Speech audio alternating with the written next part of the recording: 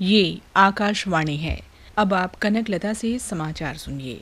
देश में computer network और सिस्टम की सुरक्षा सुनिश्चित करने के लिए सरकार और निजी क्षेत्र मिलकर काम करेंगे।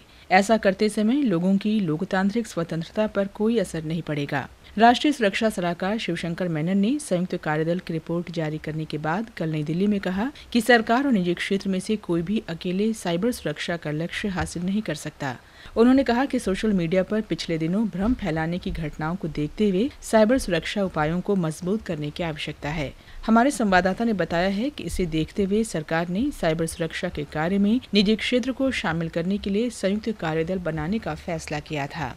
केंद्र ने बाघ संरक्षण के लिए नए दिशा निर्देश अधिसूचित कर दिए हैं। इनमें कहा गया है कि राष्ट्रीय उद्यानों और वन अभ्यारण्य क्षेत्रों में सीमित पर्यटन की अनुमति दी जाएगी। पर्यावरण मंत्रालय की ओर से जारी नए दिशा निर्देशों में कहा गया है कि बाघों के आवास के आसपास महत्वपूर्ण घोषित क्षेत्रों में पर्यटन गतिविधियां जारी हैं। इसे देखते हुए ऐसे क्षेत्रों में सीमित संख्या में पर्यटकों को आने की अनुमति दी जाएगी, लेकिन पर्यटन संबंधी कोई नई बुनियादी सुविधाएं विकसित करने की मंजूरी नहीं दी जाएगी। उच्चतम न्यायालय ने पिछले सप्ताह केंद्र को बाघों के संरक्षण के लिए एक सप्ताह में नए दिशा निर्देश अधिसूचित करने की अनुमति दी थी। न्यायालय ने संकेत दिया था कि वो देश भर में संरक्षित क्षेत्रों में सभी तरह की पर्यटन गतिविधियों पर रोक लगाने के 24 जुलाई के अपने आदेश में संशोधन कर सकता है। उच्चतम न्यायालय ने सभी राज्यों और केंद्र शासित प्रदेशों को निर्देश दिया है कि वे बंधुआ मजदूरी की समस्याओं की पहचान के लिए नए सर्वेक्षण कराएं। Public union for civil liberties द्वारा 1985 में दायर जनहित याचिका पर सुनवाई के दौरान न्यायालय ने खेद व्यक्त किया कि शिक्षा का अधिकार अधिनियम लागू होने के बावजूद बड़ी संख्या में बच्चे घरेलू नौकरों के रूप में काम कर रहे हैं।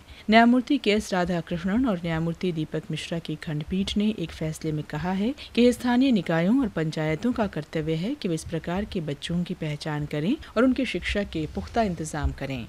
अल्पसंख्यक कार्य मंत्रालय ने 12वीं पंचवर्षीय योजना के लिए पश्चिम बंगाल के 12 अल्पसंख्यक बहुल जिलों के लिए योजना कार्यक्रमों को अंतिम रूप दे दिया है। इन जिलों के लिए कुल आवंटन के आधे हिस्से के रूप में 343 करोड़ रुपए की भी मंजूरी दी गई है। सरकारी विज्ञप्ति में कहा गया है कि पश्चिम बंगाल सरकार ने योजना अवधि के लिए कुछ अन्य जिलों के वास्ते अतिरिक्त जिला योजना प्रस्ताव भेजे थे। बहुक्षेत्रीय विकास कार्यक्रम से संबद्ध अल्पसंख्यक मंत्रालय की अधिकार प्राप्त समिति ने हाल ही में अपनी 58वीं बैठक में इन जिलों के लिए योजनाओं की मंजूरी दी।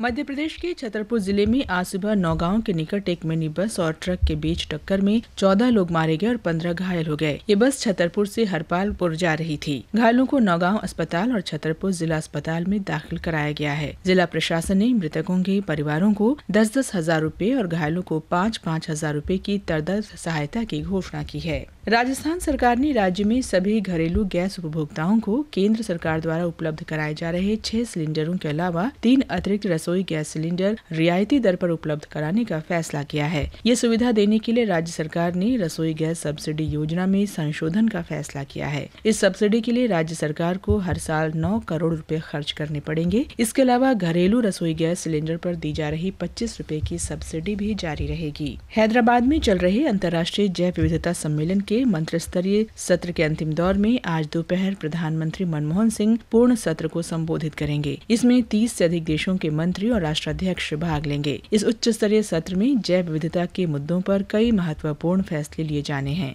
संयुक्त राष्ट्र जैव विविधता योजना को लागू करने के लिए धन जुटाने और साल 2020 तक इस योजना के लक्ष्यों को प्राप्त करने के तरीकों पर भी फैसले होंगे। इसके साथ ही ये समाचार बुलेटिन समाप्त हुआ।